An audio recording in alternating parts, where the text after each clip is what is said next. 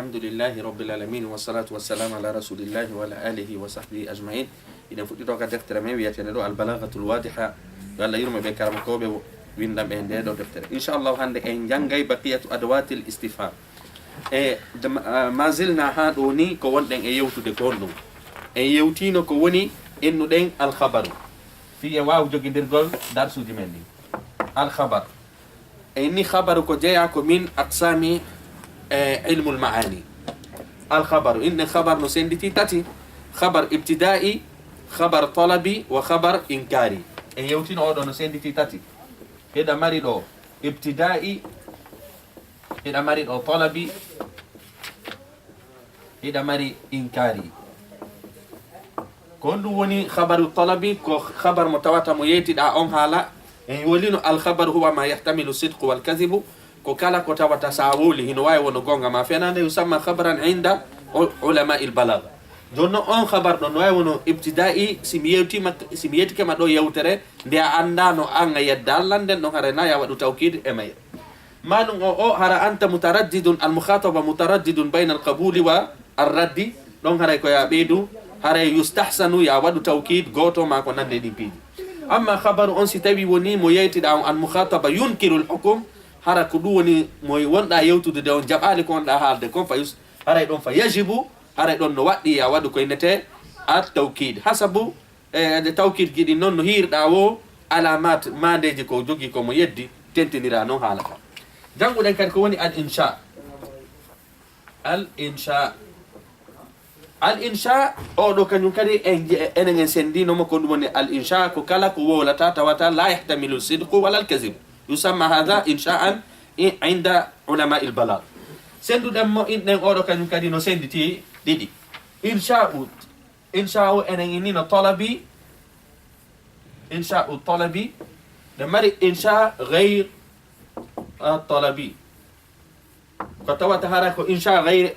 talabi. insha'u talabi noon kon to sendita no sendita al amru wan nahyu wa tamanni wal istifham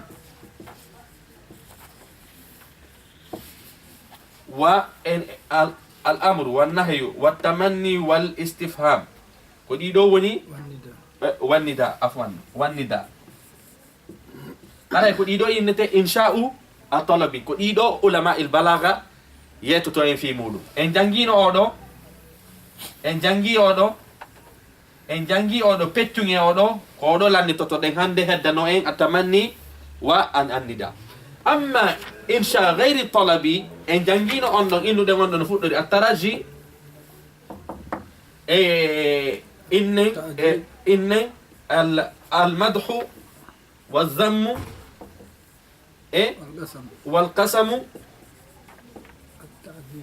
والتعجب ɗiɗo ulama il balagha wolata fi majji, ɗiɗo ulama il balagha wolata fi majji sabu ɗiɗo ɓe natora e majji. ɗiɗo ko ulama in nahwu yewtata fi ɗiɗo. jaken andi inneten alkalamu yanqasimu ila qismayn, imma an yakuna khabaran wa imma an yakuna insha'an. الخبر هو ما يحتمل الصدق والكذب، والإنشاء هو كلام الذي لا يحتمل الصدق ولا الكذب. هذا يكون حالك كواتين الكوغونغا بانكو فينال نجيانا نون كالأمر والنهي والتمني والاستفهام والنداء والترجي والمدح والذم والقسم والتعجب إيدو فصل لتايا إنو قد كوغونغا بانكو فينال لأنه لا يحتمل الصدق والكذب. jaka ene andi hande non en jangay hande honnum al istifham. en jangino al istifham aran on kombo wadirte istifham huwa al hamzatu wa hal. al hamzatu wal hal. hal on no ara ma'nayayni lit tasawwuri wat tasdiq. lit tasawwuri wat tasdiq. o ya hare sa inni lit tasawwuri huwa idrakul mufrad, huwa ma'rifatu al mufrad. amusafirun zaidun am aliyun, daiman on ɗon ko hasi kon alal ghalibi a wowlay am muadala adda inde yeysore. si tawi no woni hamza on koli a tasdiqi haray ɗon ko yayno naam aw la. hal on kañum la yati illa li tasdiq. hanki ko ɗum ɗon janngude hande noon en janggay goɗɗi goo kadi no woodi istifham hara wona hal wona alhamja. hande ko ɗum ɗo woni darsu men on fi en joguinir darsuji men ɗi addanden ɗi piiji ɗo.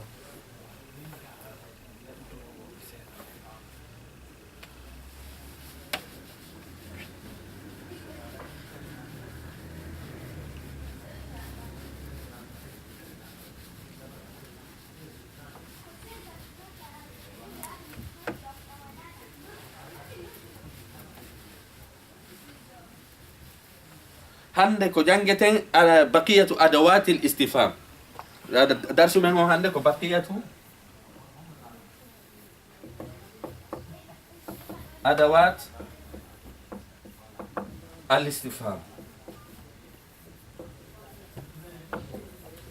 Hare ko istifham ji hedditiɗɗi sabu en innino alhamja on kañum e hal ko ɗi noynete umul bab sabu ɗin noon ɗi gollitirama o istifham. ɗiɗi janngeten ɗo hiɗi wawe gollitirede istifham, ɗi wawe gollitirede sarti, goɗɗi e majji haray ko adawati zarful makan, goɗɗi ko zarful azzaman.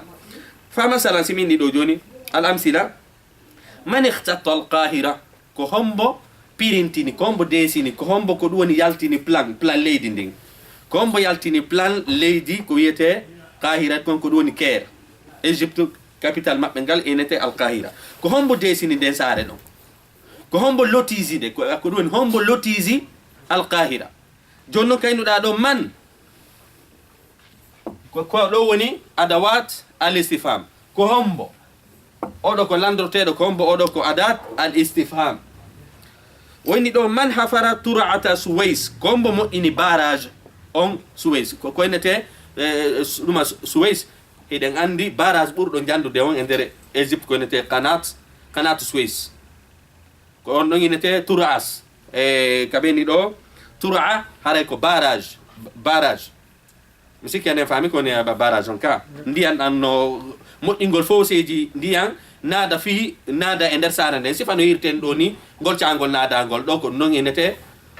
ɗuma haray ko non inete tur'a, ko hombo moƴƴini ɗum noon. o yi ɗon kadi man on ko ɗum ko lil istifham. tata ɓum ɗum mal karo ko honɗum woni karo, mal israf ko honɗum woni israf. jaka enen en andi man ko landagol fi hombo neɗɗo marɗo haqqille, kala kaynuɗa man andu ko lil aqil. allah daali yusabbihu lahu man fi samawati wa man fi l ard, kala ka gollitirɗa man andu ko lil aqil, ko fi ko mari haqqille landortoɗa hon ɗum man. si wona ɗum siko kaga si tawi woni ko kullu ma ko piyu ma ko honnu ko aynu ma ko lil gayri l aqil, man noon kañum ko num ko lil aqil. joni noon kawni ɗo mal kara ko ɗum woni alkara manahu nawm, manahu an nawm, haray mana makko ko num an nawm. ko honɗum woni ɗoygol no jeeya e ko mari haqqille ka jeeyaka e ko mari haqqille, ko ɗum waɗi ɗon ko honno a landortoɗa ko ma kañum ko num li gayri al aqil, li gayri l aqil, haray koko ala haqqille landorte ma.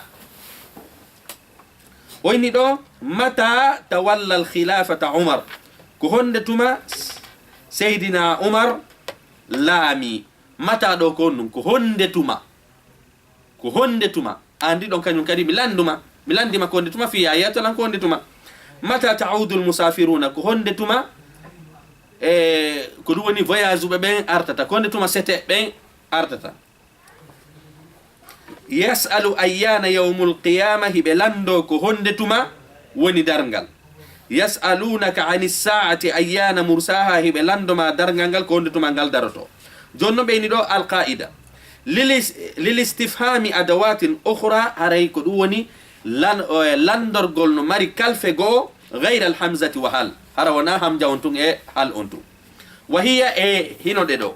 wano man wa yutlabu biha ta'yin al uqala, haray ko ɗaɓɓirteɗa si goɗɗo landirima man ko ya jaabo e hunde marde haqqille. si min ɗo joni man innen man qara'a hada al kitab, ko mbo jangi nde deftere ɗo, koye min muhammadun aw aliyun, ko be mi toɗɗo ɗo ko ya toɗɗo hara hunde nde hara waɗɗo hunde nden kañum kadi ko marɗo haqqille. jaka andi ɗo wa yutlabu biha, haray nde halfere no landoriɗoma man haray no ɗaɓɓire ta'yinul uqala, fiya toɗɗo marɓe haqqille ɓen, sabu man anga gollitirimo won ka marɓe haqqille. wa yutlabu ma noon wa yutlabu biha sharhu lismin, amma noon ma haray ko ɗaɓɓirte ko ya sarhu inde. si minni ɗo joni malkara andimi minma ko honɗum woni kara, mi faala ya sarha nan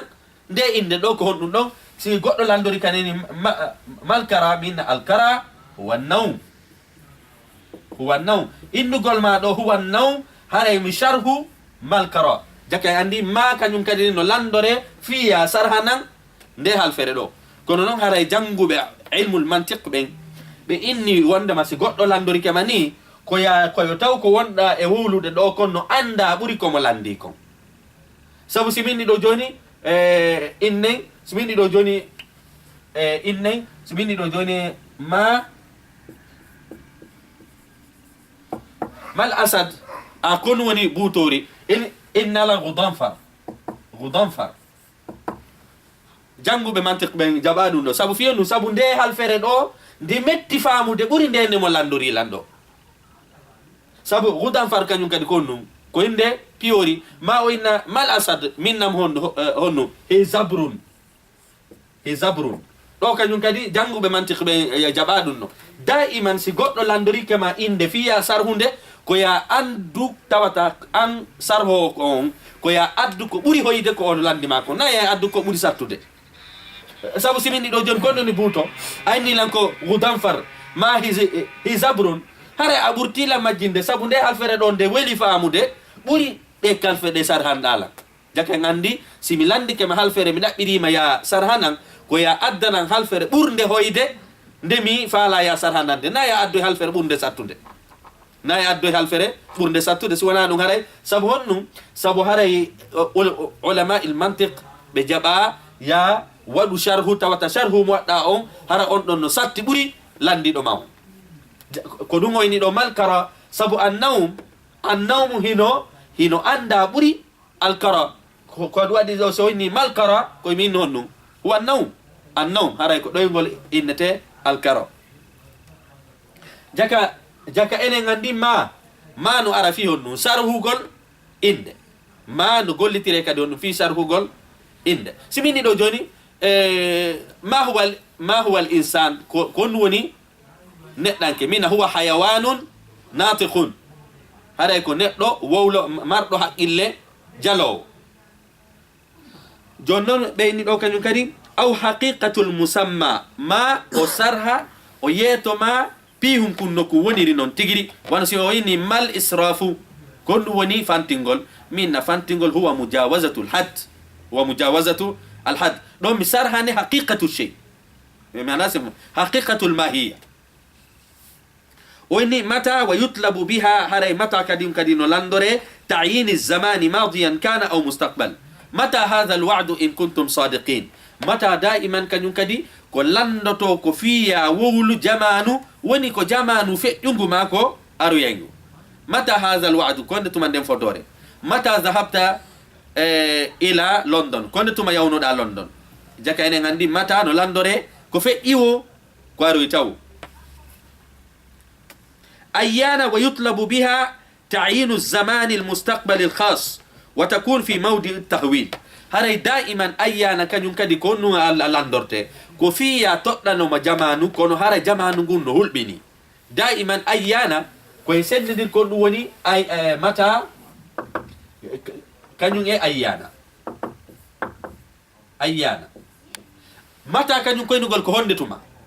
ayyana kañum kadi ko honde tuma kono ɗo ko mi landima fi mum ko hulɓinaki o ayyana noon a gollitirimo wo ko hulɓini eyni ayyana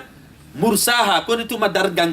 ngal daroto dargal ko hunde hulɓiningal ɗo noon onon andi allah ɗo koni mata hada alwa'du in kuntum sadiqin ɗon ko fi fodore kala ko faalaɗa landagol tawa hunde nden kadi no hulɓini haray ko ayyana landortoɗa fi andugol ko honde tuma ɗum tigiri waɗata kala ko tawi hara a faala landagol tum ɗum tigiri hulɓinaki landoroɗa on noon mata jaka andi mata ayyana konto ɗi serti oɗo ko landorgol jamanu feƴƴugu ma aroyengu fil madi wal mustaqbal oɗo noon landortake si wona ko aroyta tawa kadi no hulɓini mana sen faami oɗo no landore fii ko feƴƴiwo fii ko aroytawo mata zahabta ila london konde tuma yawnoɗa london mata satazhabu ila london konde tuma yaata ɗawayno konde tuma yaata e ko honde tuma yawnoɗa oɗo noon kañum a landorike mo wo ko waɗal taw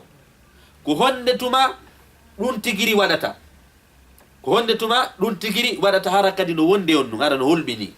jaka en andi oɗo e oɗo ko kafi ɗi fof ɗi landore ko aroyta kono oɗo kañum no wondi e ko hulɓini ko ɗo waɗi dargal ngal heferɓe ɓen ka landi ɗon dargal ngal fof ko ayyana Allah gollitiri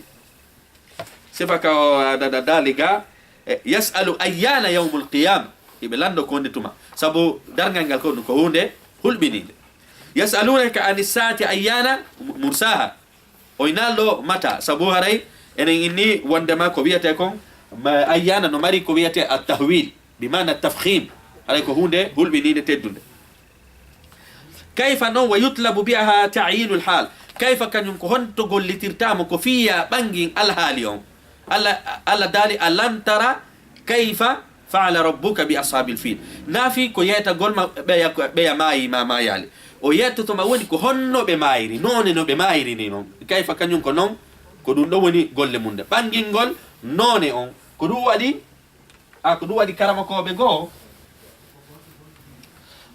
karamakoɓe goo jaɓaya innu kayfa haluka a fi on nu sabu ɓe inni oɗo kayfa kañum e haluka fof ko gowtul li anna kayfa tadullu on nu alal hal haray hino wayi wasa inni kayfa kono ko ɓuri sellude ka haala ɗo no selli sabu honɗum sabu ɗa wawi inno oɗo ko tawkid e oɗo ɗa wawi innude oɗo ko tawkid ɗo haray hay si tawi woni karmakoɓe go no ñiñi innugol kayfa haluka kono ulama e alluga ɓurɓe ɗuɗude ɓe fof no jaɓi ka haala ɗo ɓe inni no wawirɗa noon waɗirde tawkidul harf ko noon woniri kadi ɗa haray oɗo no wawi wono mawqi'ut a tawkid ɓe inni kadi ɗo ayna wa yutlabu biha ta'yinul makan haray ayna kañum kadi ko honto landorte ko ya toɗɗo nokkure nden ayna tazhabun ko honto won ɗon e yawde ayna tazhabun ayna kala ka landorɗa ayna andu ko ɓe landima ko ya toɗɗo nokkure nden haray ko nokkure anna wa ta'ti li ma'anin idda haray anna non kañum no mari manaji boyi fatakunu bi ma'na kayfa hino wawi arde ma'na kayfa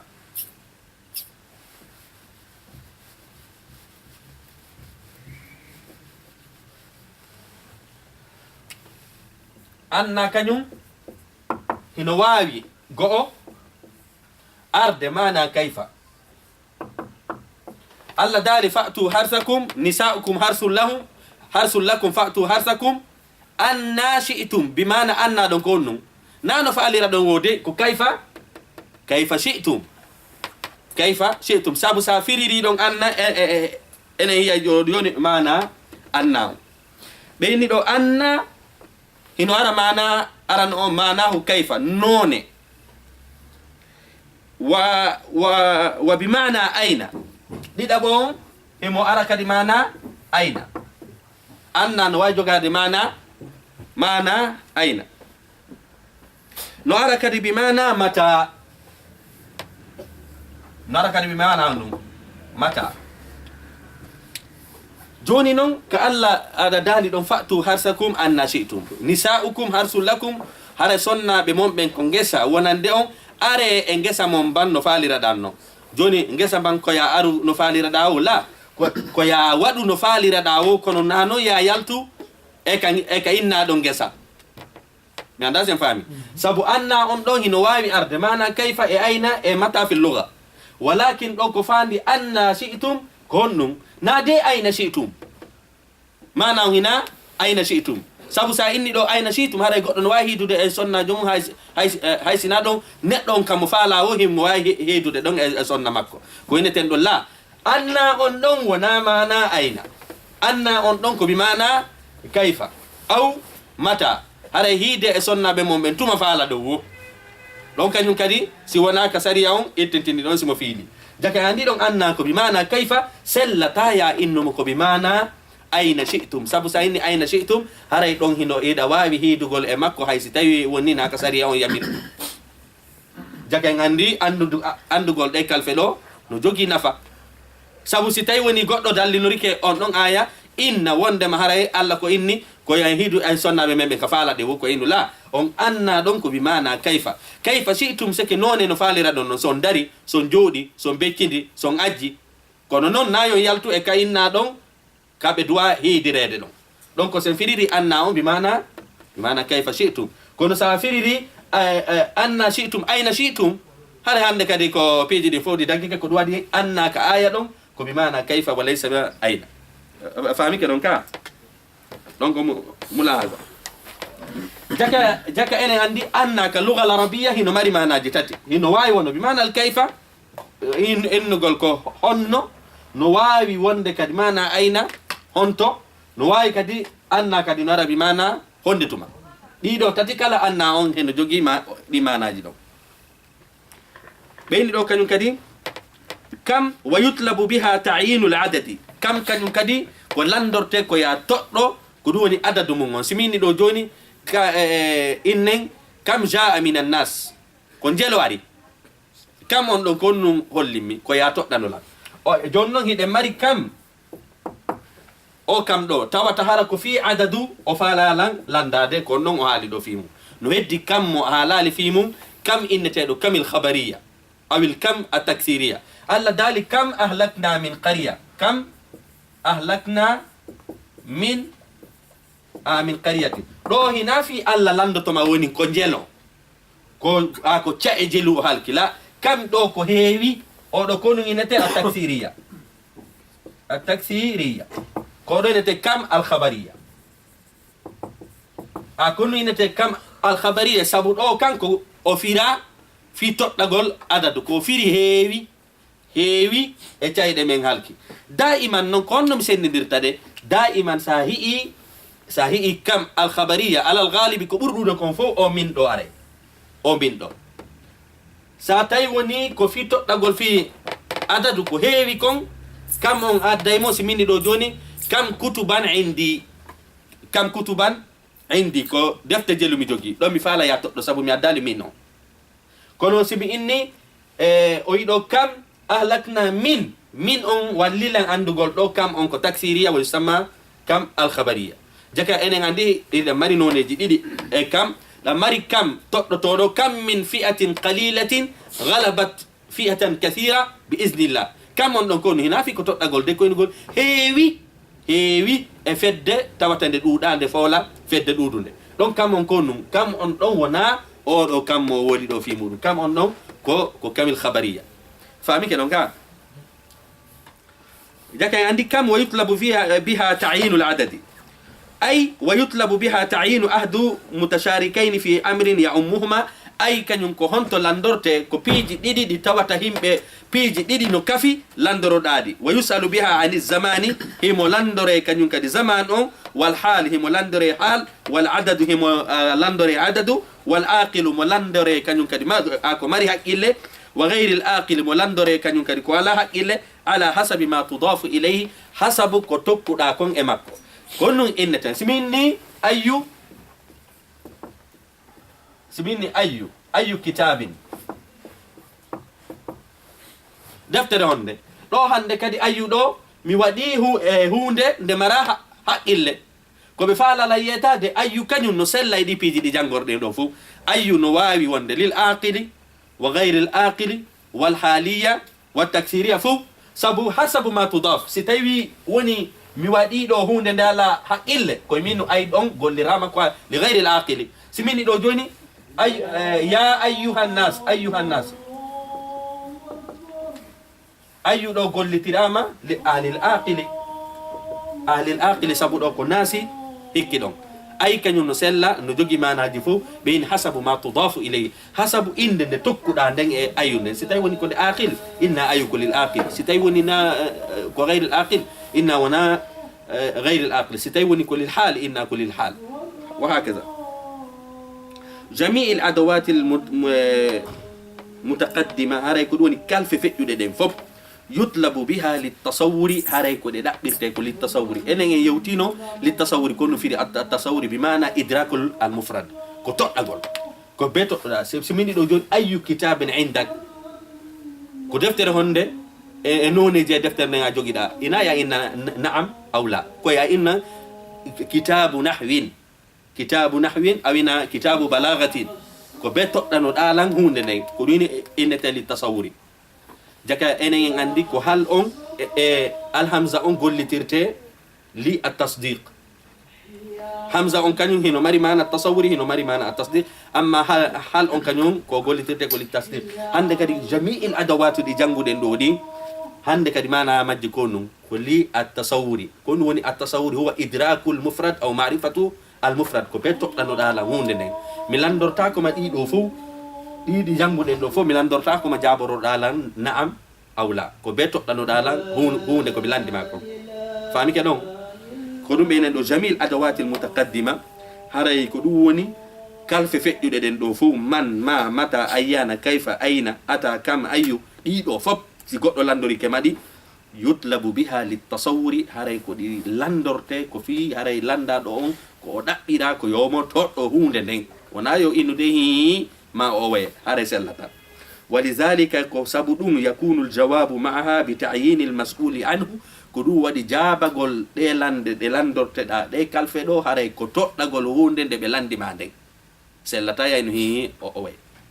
smindi do joni man jaa ko hombo ari ayna la hi ma o way ko ayino ko muhammad ari smindi do joni madha fi innendo ma fi jaybika kon woni ka jifama ko ayna hi ma o way la ko ayna ko dum do woni ka jifan ko wadi de kalfe de janguden do fu yutlabu litasawuri wa ma'na at-tasawuri huwa idraku al-mufrad aw ma'rifatu al-mufrad haray ko de do kalfe be duma yewti do ko fi non hon dum ngare jangube balaga ben fu e nahwu fu ko be attorto ko al-hamza on kanyum e hal on sabu din don didi kanyum ko fi landordu goltum di do non kanyum hino wawi landorede wano man on man hila wawi enude man jaa ko hombo ari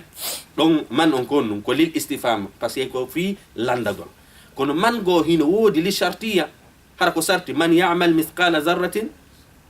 faman ya'mal mithqala zarratin khairan yara man on don ko shartiya sa wadi dum do a hettay sa wadali dum do a hettay do man on wana